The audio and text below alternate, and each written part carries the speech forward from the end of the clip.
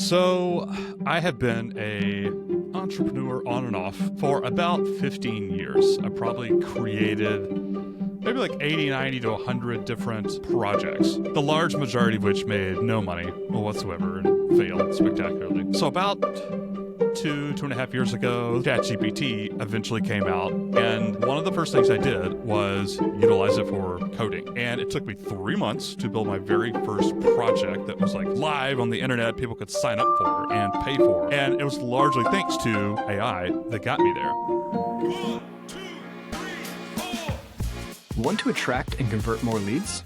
Want to learn how digital PR, branding, and SEO can establish and build your brand identity? Welcome to the Market Movers Building Brands and Links with Linkify podcast. We answer these questions and help you ramp up your brand visibility and credibility. Let's cut through the noise and make your business the talk of the town. We're your hosts, Nick and Chris. Let's get this show on the road. Welcome to the Market Movers podcast. Today we are joined by Pete McPherson, indie hacker, AI, SaaS founder, blogger, podcaster, and content machine. Pete isn't just talking about building in public, he is actually doing it. Welcome to the show, Pete. Yes. Thank you so much for having me. You just rattled off like a ton of really different things right there. Like, I do all that? That seems like too much. Yeah. Pete, it's great to have you on. We're excited to talk about Vibecoding, building web apps today. So to start, why don't you just tell us a bit about yourself and how you got into this space? Yeah, absolutely. So I have been a entrepreneur on and off, part-time entrepreneur for about 15 years. I would say over 15 years, I probably created maybe like 80, 90 to 100 different projects. Not necessarily all like really different businesses, but like different websites, different content businesses, different apps and e-com and all over the place. The large majority of which made no money whatsoever and failed spectacularly. But I've always had that interest. I've always been a content creator, blogger, podcaster, YouTuber, like you mentioned a couple of seconds ago, just because I really enjoy it. I've always found it interesting. I've really enjoyed it. Been into SEO, been into other types of paid advertising, everything. And I've always had an interest in coding as well. Really part-time, really just dabbling. I thought it was interesting. Thought it was kind of fun. I thought I might be a developer at some point and then realized it was stupid hard and I wasn't that good at it or that dedicated to it. And so I did some more entrepreneurial things. Okay.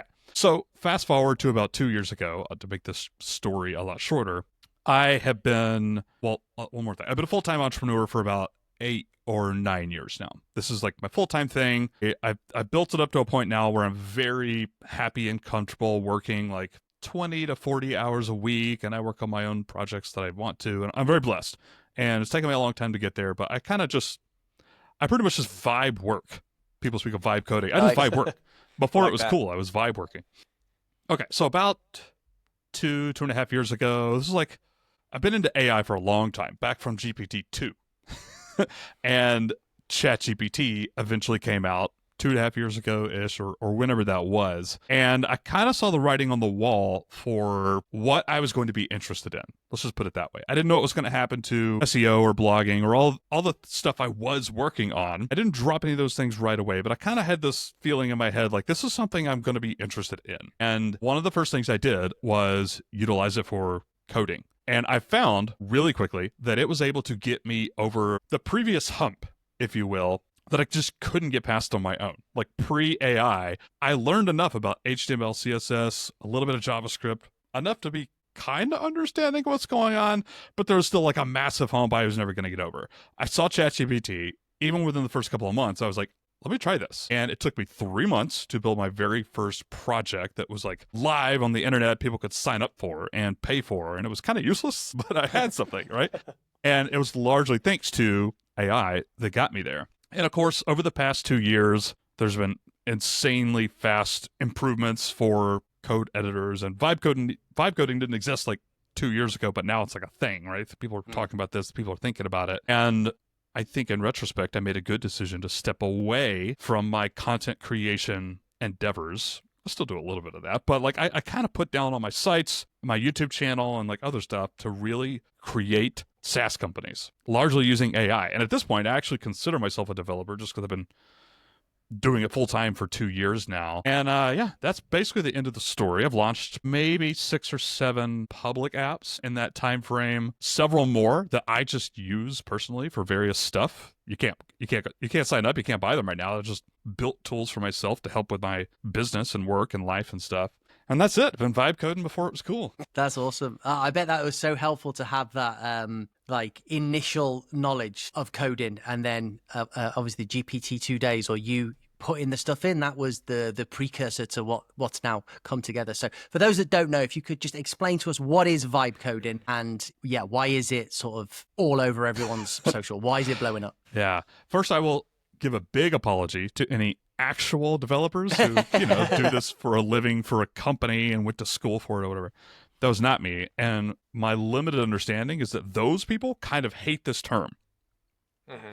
And part of the reason is because I think the way I would describe vibe coding is chatting with an AI chatbot, of course, to kind of have it do the heavy lifting of code. You tell it which app you want to build, you tell it some of the features, you give it some errors that are popping up and have the AI fix it, and it's kind of just like chatting with a real developer, except for it's an AI, and telling it to do stuff and checking its work and testing it and the whole thing. So it's just coding with AI. That's what vibe coding is the big picture of. Do you want me to go further than that right now? Because I have a feeling you're going to ask more questions that I was about to answer anyways, but maybe I should just let you ask more questions. No, I think that's a good summary of what it is and where it's at. Yeah. Okay, so if that's what it is, where do you see the opportunities now then? And why has this enabled so many opportunities outside of like having to be a trained developer, as you say? And I suppose actually, if you could, why are developers sort of anti vibe coding? Why is it not perfect yet? Yeah, I almost spilled into that little rant a second ago, and I'm glad I gave you a chance to actually ask the question. So it's dangerous, just like using AI to write a blog post 2 years ago was dangerous. And you couldn't just say, again, this is 2 years ago, put yourself back in time a little bit, write me a blog post on the so-and-so pickleball paddle review. I literally have a pickleball paddle just right next to me that I was like looking at. And it would spit out some stuff, but it would hallucinate. That's the term they used for it. And it would be somewhat accurate, somewhat inaccurate. It would just make stuff up sometimes. And then 10% of the time, it would just go off the rails or whatever. Now, you can almost ask ChatGPT or Claude or anything, really, all the bajillion third-party tools, to create me a blog post on XYZ, and it can largely do that. Coding, vibe coding, using AI to build full-stack applications, SaaS products, or whatever, is kind of like writing a blog post from 2 years ago. That's kind of the phase we're in now. The tools are insanely powerful, but it still can't get you from 0 to 100. Meaning, like, I have no idea what I'm doing. I've never learned HTML or CSS or JavaScript or frameworks or deployments or anything. I have no idea what I'm talking about. It's still very difficult to just chat with an AI and literally have a finished product that people can sign up for with no bugs and no errors, and it works perfectly. That's really hard, really hard. And I think developers are a little bit hesitant to use the term vibe coding because they want to say it's still not quite that simple. You can't just chat with an AI quite yet. I would caveat to say, if you have unlimited time and budget, because I built a rudimentary like press badge maker in Lovable or one of the other ones, and I lost many a weekend to that, and it is like very basic. So I 100% know what you're saying, but I think that's where the vibe part of vibe coding comes in. It you have got to get in the vibe and keep your time. Let me tell you a quick story. I mentioned a couple of years ago, I created my first app largely with ChatGPT at that time. It took me over 3.5 months, and it was, I still believe, one of the hardest things I've ever done, period. Like, across work and life. I have 2 kids. I've raised 2 children, and this was like equally hard as that. Not really. But it was very difficult, and it came down to, I love this expression, I don't know what I don't know, right? I started off not knowing what I didn't know. And after that 3-month period, I figured out I didn't know that. That's why this was hard. I didn't know this. That's why this was hard. The second app I did took 3 weeks. The third app I did took 3 days, right? Wow. And it's been on this progress ever since. And now I built up enough like reusable templates, and I'm familiar with the tools and the AI and the overall broad process where I could literally just like vibe code some SaaS product and just have it live within a couple of hours, like literally. But it took figuring those dozen or so things out that I didn't know before. I didn't know I needed to know this, and AI didn't tell me. No one told me. I had to like figure this out for myself. So with those like 10, 12 things, I have that now, and therefore I can vibe code and actually like push stuff live. And Chris, I believe like you could totally dive back in knowing just a few little small things that you didn't know that first time, and you could use less weekend time, right? Yeah, that's so true. Yeah, like the things that you don't know. I guess it's getting even better as well now, where like you are chatting with the AI and you can just say, "I don't understand this. What is it?" And then it will come back and say, "This is what deployment is," or "This is what pushing it to."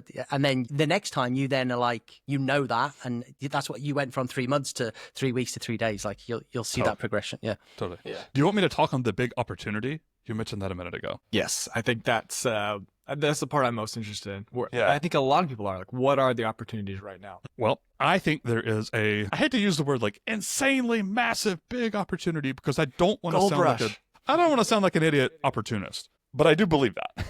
I really do. But I also want to say that this podcast we're recording now, I'm pretty sure will be irrelevant. 18 months, maybe like 2-3 years max. I think it's going to be irrelevant. I think at some point, again, I'm putting on my fancy tinfoil spectator hat here. At some point, you're going to pick up your iPhone and just ask Siri to do something absolutely wild. Like, Siri, I've been thinking about emailing my email list about this thing. Go ahead and like write up 250 words and grab some affiliate links from my account and whip that up. And also, can we just add a forum here that'll connect to my Zapier account that'll trigger this automation? I'd really like to have 3 emails here to do this funnel. Stop. And Siri's just going to go, okay, working on it. I'll get back to you in 5 minutes. And it's going to have AI agents that literally do like literally everything. We're not there yet. And it's still going to be quite a while, I think, before we get there. In the meantime, I don't want to say it's easy. I really hesitate to say that, but it kind of is.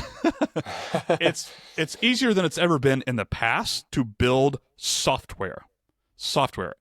When you think about it, in the past like 20 years, line business people like us, we've gone through online courses. We've gone through memberships. We've gone through slow funnels, if you remember that little craze from like 2, 3, 4 years ago, and high ticket offers and ad-based websites and SEO and Pinterest. And we've gone through all these things. And software was never in that conversation for the most part because it was hard. It was really hard to do. But when you think about it, software is the ultimate high leverage, scalable business that you can do on the internet, right? You build it once, and for the most part, it's scalable for 1,000 or 10,000 or 1,000,000 users. Not always. I mean, there's some variable cost in there, but it's like the excellent example of that. And the giants, like companies, like let's use Calendly. I think we used Calendly to schedule this podcast thing, if I remember correctly. Calendly's been around for a long time now, and it's not expensive, but it's pretty pricey. You have to pay for it in order to use most of the features. I can build Calendly in an hour and ship it to my audience for half the cost. That's a good pitch, right? Yeah. Use Calendly. I can't stand paying $59 a month. I can pay $5 a month, and it's completely scalable. I can sell that to my audience. You could sell that to your audience. We're using Riverside to record right now. I hate to do this, by the way. Sorry, Riverside.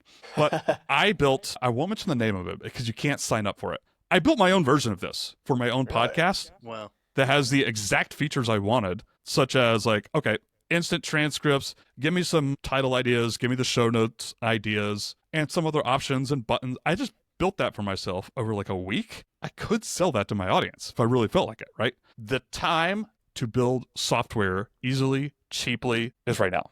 You can undercut those big companies like HubSpot charging for marketing things, or Calendly, or Ahrefs or SEMrush. That's still Ahrefs, especially. Like, what is the smallest plan? Like $99 a month, or at least it was a couple of years ago. I think it's you can more build a lot of It's those features for free in your basement right now, and then sell that. Maybe not the entire thing. That's still hard, right? But you could do some version of that. So I think there's a massive opportunity to do software, sell it to your audience, build recurring revenue, like the whole thing, right? Your audience knows that. So you've said sell to your audience. So a big part of this is, I would assume, figure out what your audience wants, what they use, figure out what kind of tools that they're paying for, that they don't like to pay for, and then figure out what to build. Is that kind of the plan if you have an audience? And if you don't have an audience, how do you start? Because there's so many things you could do. How do you figure out, like, this is what I should go for? Because building the next Calendly sounds really challenging. Building like a micro tool for a very specific use case sounds more doable, I would say. Totally. Yeah, you're right. You're right. There were a lot of assumptions based in what I just said right there. So let me give you two things. Number one, where to find ideas, because I have some ideas. And then number two, how to market and get that audience, especially if you don't have one already. If you have an existing audience, start there. What are their pain points and challenges? What are you currently doing in a spreadsheet? That could be an app and be made way better. What are you currently doing in a automated email funnel? That could be better, or probably. I don't know. Just start there if you already have an audience. Let me give you a few different methods for finding ideas, whether you have an audience or not. Number one is we already talked about. Start with a larger company with a big software tool that has a ton of features and just use one of those little features for a tool. We mentioned Ahrefs. Replicating that would be very difficult. They have their own data, and it's just a massive tool with tons of things in there. However, one of my favorite use cases for Ahrefs was the Site Explorer tool. We type in a domain name, and it pulls up some information and data about it. Just building that one small feature for your own little tool or to sell to your audience is obviously a lot easier. That's the micro tool, or however you mentioned a second ago, Ned. That's one method. Go find a tool, a software tool that people are paying for. This could be literally anything, especially one that's big, well known, and just use one feature there. You could literally just throw darts at the wall and choose a feature, or you could choose the feature that you use the most. You could choose the feature that you're not happy with using the software or your audience might want, or whatever. So pick one feature and then do that, right? The other option we've also already mentioned is choosing a tool like Calendly that you just think is overpriced, and then just build like Calendly. I don't know. Maybe they use AI, or maybe they have a database where the cost scales with how many users they have, but I don't think so. And so in my head, I'm thinking, is there any reason that should be $20, $30, $40, $50 a month? They could literally get 20 million more users tomorrow, and it wouldn't drive up the cost all that much. So that tells me there's room to undercut them right there. I hope that makes sense. Yeah. Let me actually jump to the marketing thing. I know we're going to be pressed for time. I could literally talk about this for hours. But I will not. No one wants that, including you guys. So something that has been working really well for me, I stumbled into on accident, and that would be taking on partners. I built a very, very small tool in the SEO space about a year and a half ago, and it was teeny tiny. I launched it to my existing audience, which is pretty small for the grand scheme of things, and went over really well. Made a couple of grand. It was like a one-time, like $30 payment. Like it was very cheap. And I was planning on selling it just for like $15,000 is what I listed it at. Like, oh, I'm going to create this tool, sell it for 15 grand. It has potential, and so on and so forth. So I found somebody who was like, I could pay you 15 grand. I'm happy to. This seems like a cool tool you built. Congratulations. Or you could bring us on as 50-50 partners. We have some connections with people who can promote the app to market it. They have much larger audiences than yours, Pete, and I didn't really see any downsides there. So I took it, and it worked. And they grew it to $5,000 a month, $6,000 a month, $7,000 a month. And it's actually up for sale right this second. They kind of stopped after that, but it grew the user base by several hundred people, and it's made six figures, and it was great.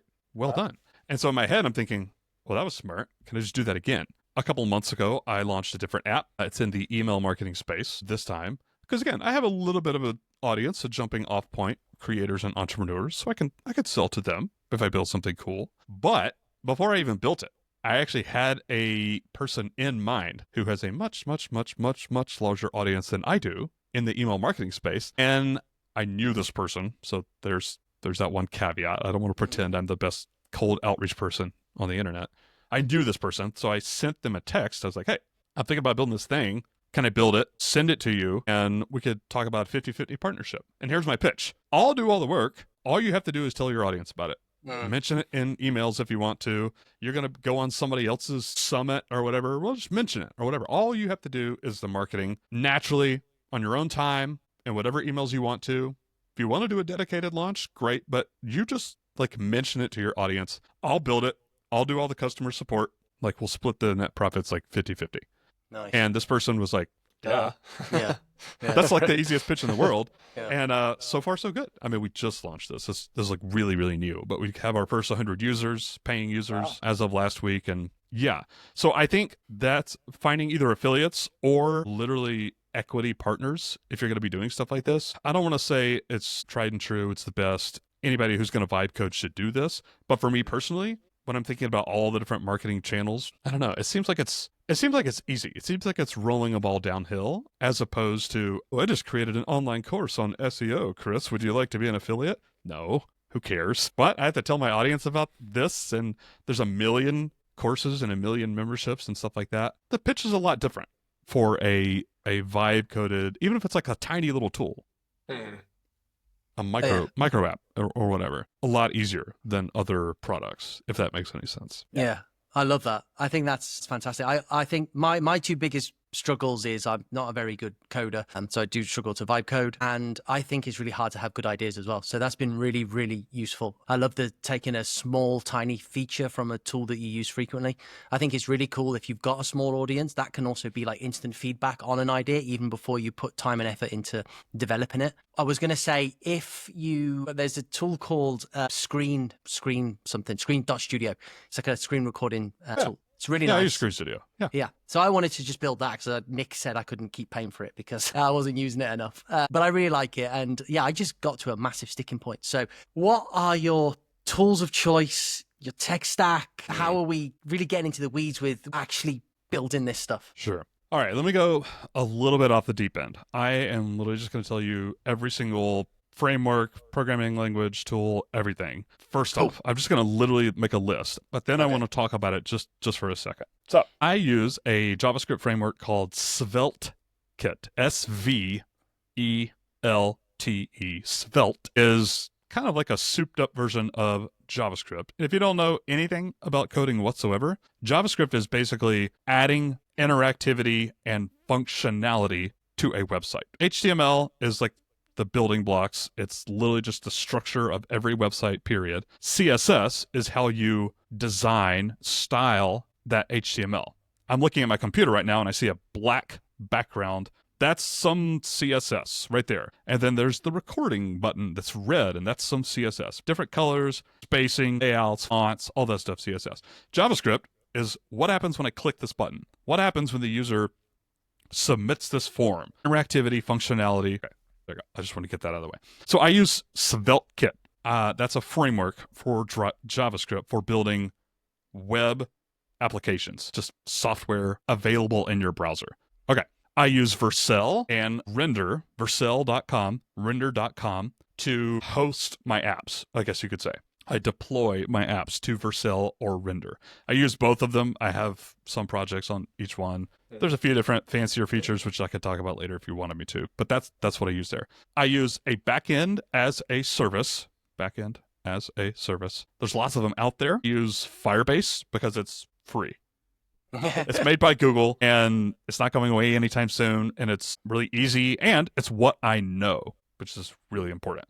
I don't want to go learn anything else at this point. I have my stack that I'm telling you right now. I know it. I use Firebase, and that is for two things. Number one, a database. You have users. They're stored in a database. If you have content like blog posts, that data is stored in a database and a million other things. You got to have a database. And then authentication, meaning log in and log out and locking down pages for users not logged in or on a different subscription plan for my app or whatever that is. Authentication. Database authentication is Firebase. I use Stripe to charge people money for things. I use Tailwind CSS and Daisy UI for instead of CSS, I guess you could say. Those are actually third-party plugins, frameworks, whatever you want to call them, for styling my website. I get layouts, fonts, colors, all that fancy stuff. I use, here's like my coding stack for vibe coding. At the moment, I use Cursor. I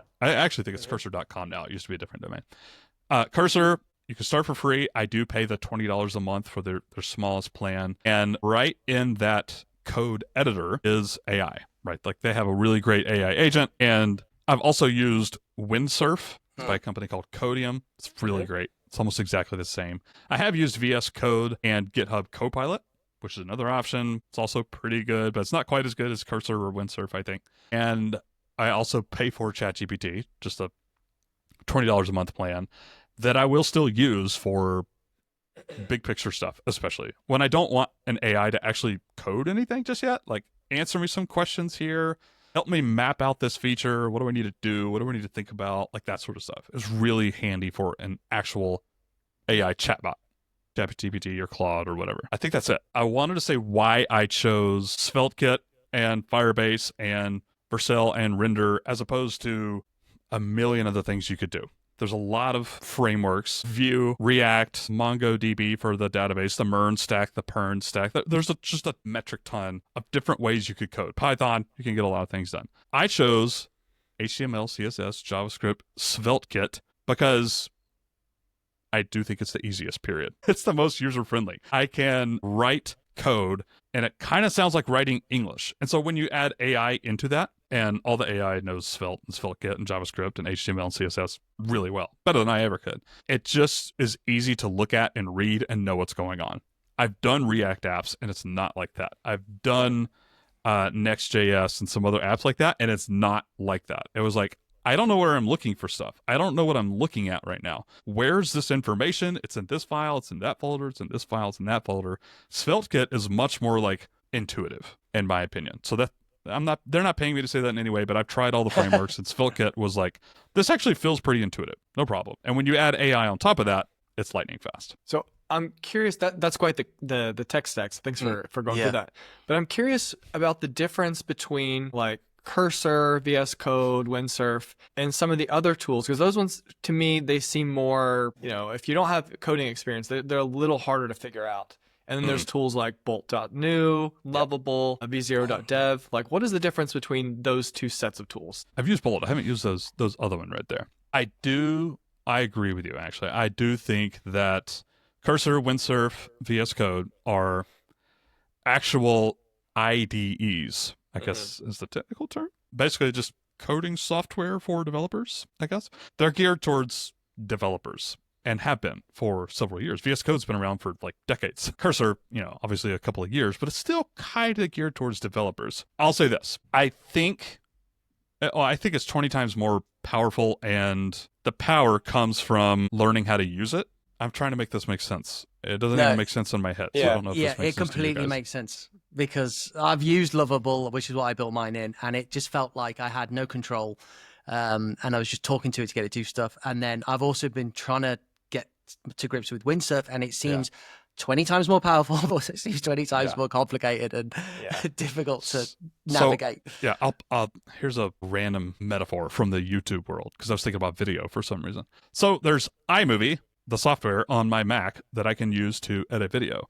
And then there's DaVinci Resolve. If you're not a YouTuber, don't worry about it. But DaVinci Resolve is just insanely powerful. And it's also, there's a word I'm looking for here, where you can add on different components to it, plugins, third-party plugins that other companies make besides DaVinci Resolve. And it's just a lot harder to learn. It requires a little bit of a time investment. But once you do that, you could do so much more than an iMovie. And it's the same way with Bolt.new versus Cursor. Cursor, it is going to take a little while to kind of learn where some things are, but it's literally a clone of VS Code. And you can add this library or this plugin, and there's like 10 plugins for VS Code, which you can plug and play to do different stuff. So you got to learn a few things. You got to spend a little bit more time there. But once you do, the speed at which you can get what you want done, it's much faster. And again, it's like you said, more customizable and powerful once you kind of get used to it. I think that's the big difference. It is built towards developers, but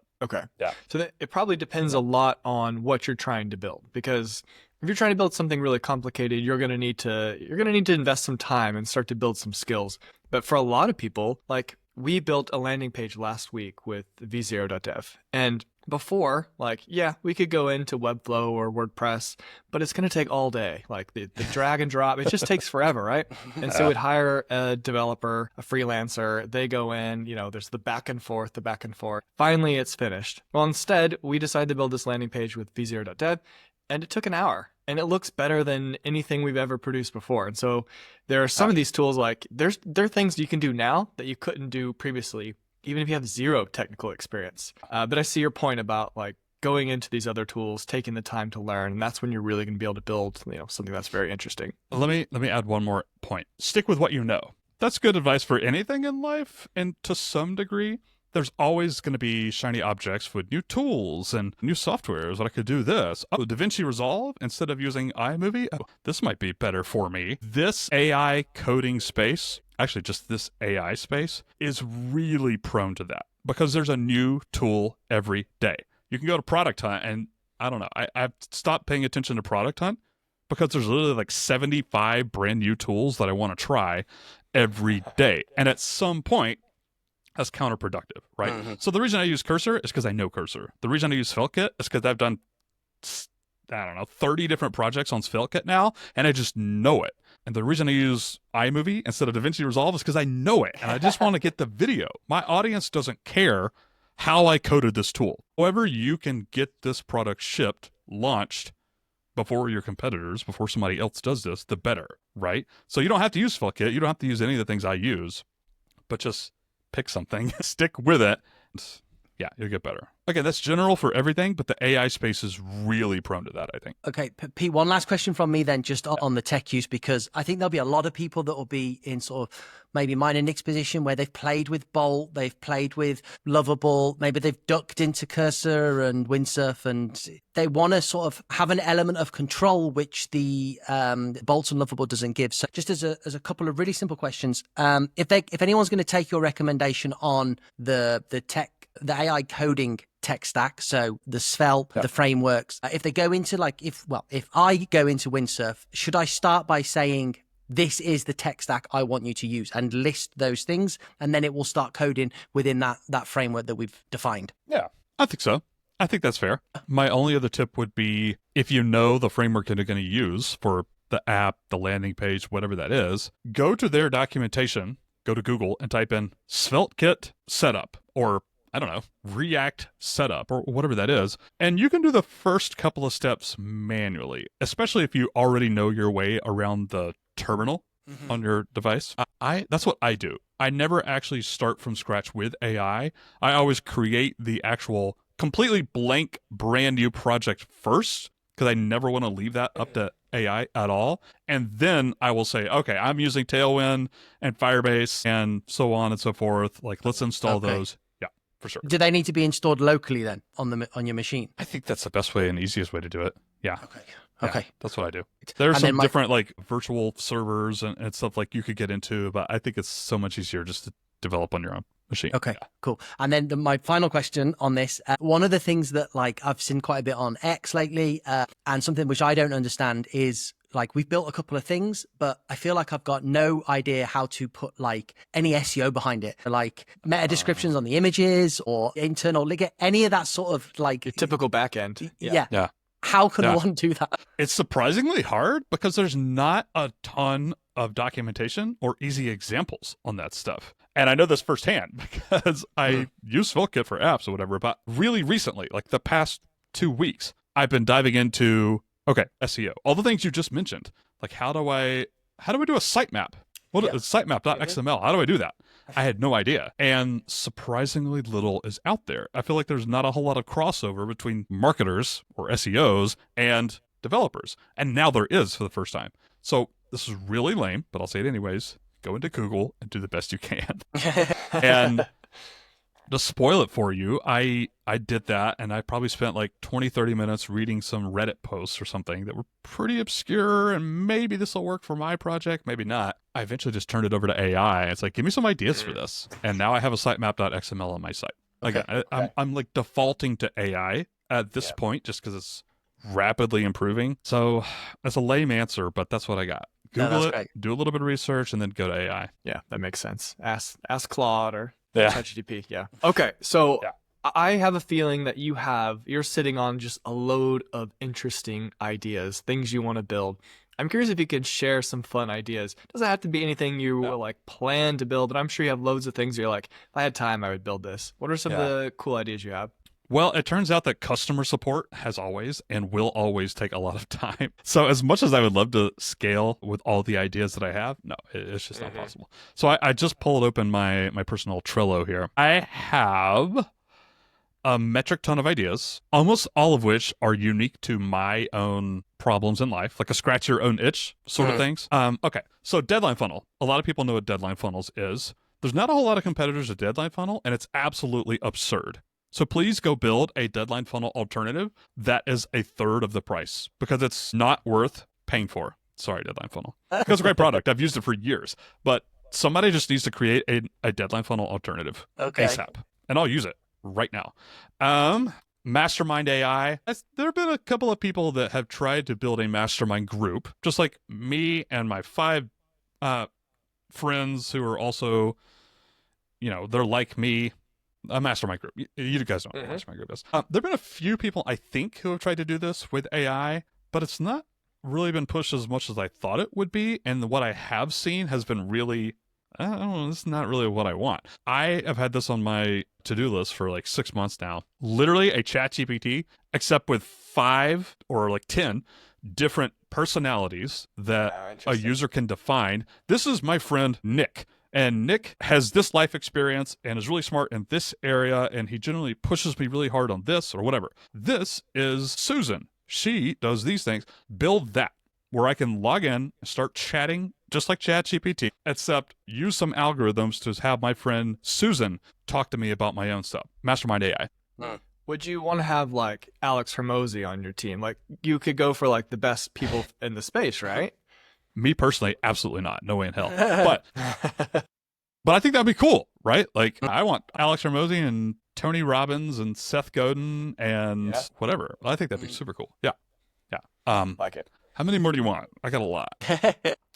Give us a couple more for sure. Well, I'll tell you what. Anything where people can hold the phone to their face and talk to it and get something done that they couldn't have done before. And you've seen this with a few things already. Journaling. I really stink at journaling. I would love, there's actually a company that already does this, by the way, but I would love to have an automated AI robot call my cell phone number at 9 p.m. every night and ask me 3 questions about my day. 5 minutes max. And then take that recording, transcribe it with AI, the OpenAI Whisper AI, and then put it in a simple markdown document or a text document, something that's going to last forever, not some proprietary app, but literally like do this and go ahead and like save it to my Google Drive or Dropbox or whatever. One of the things my wife has been trying to get me to do forever is a cooking recipe type app, but also kind of like a social media thing where you can make requests of your mother-in-law for her cheesecake recipe, or like, your friends and they have their little dishes.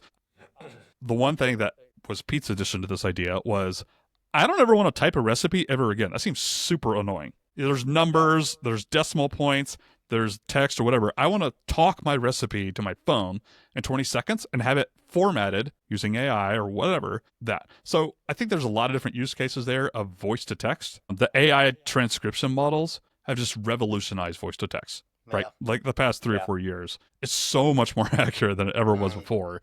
And I think there's a lot of opportunity to just do something. Even if that's like write a blog post, write an email, or stuff for marketers like this audience. I think that's another big opportunity. That's awesome. I got more, but yeah, that's fine. Yeah. I think it would be cool to see any of those built. I love the mastermind AI idea. I could think of so many use cases for that across like even just small sections of departments within companies right through to like whole industries. That's really interesting. Pete, as we get towards the end of this, I just want to ask you something that you touched on at the beginning. You said that you think we're maybe 2 or 3 years in this maybe golden era of these micro-SaaS tools that we can quickly produce and launch. Where do you see it ending then? Like 5 years, 6 years? And when it does end, what does that look like? Like, will there be no more software produced? Will our iPhones just do everything for us? Like, what's the future look like? I think something like that, yeah.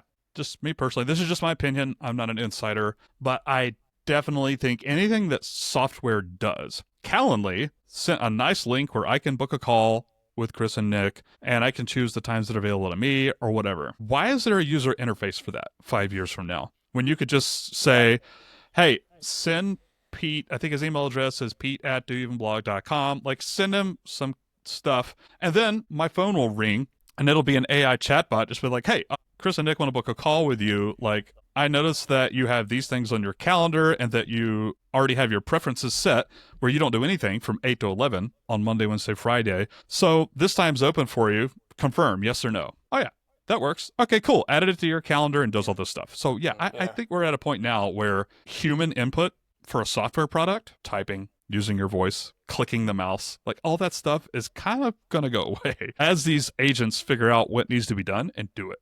And there's tools out there where you can literally have an AI make all your phone calls for you. Like, hey, call local fencing companies and get them over here to get a fence estimate for me. Like, that's already a thing, right? And so imagine 2 years from now, 5 years from now, yeah, I think most of the tools that I built are going to be kind of useless because people are just going to ask ChatGPT or Siri or whatever it is. So That's yeah, really, really it might be doom interesting. and gloom, but Yeah, no, it's Well, there's always opportunities, but I think you're True. right that we're That's heading true. in that direction.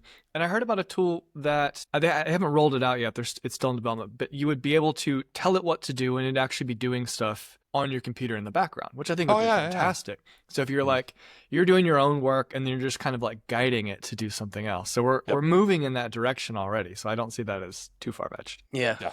I completely agree with 100%. you. My only caveat to that would be my own personality, and perhaps there are more people like me, where I actually like looking at new software if it's like good looking and it looks good and it moves well, and like I do using too. it on your computer and stuff. So maybe it will be an evolution where what we do interact with will look slightly different, as opposed to like nobody cares about booking a Calendly link. This looks nice. Let me book into that slot. So yeah, Right. maybe the stuff that bores us will just become sort of automated, but the sexy stuff that we want to interact with will look slightly different. But definitely interesting times ahead, I think. Yeah, that's a good point.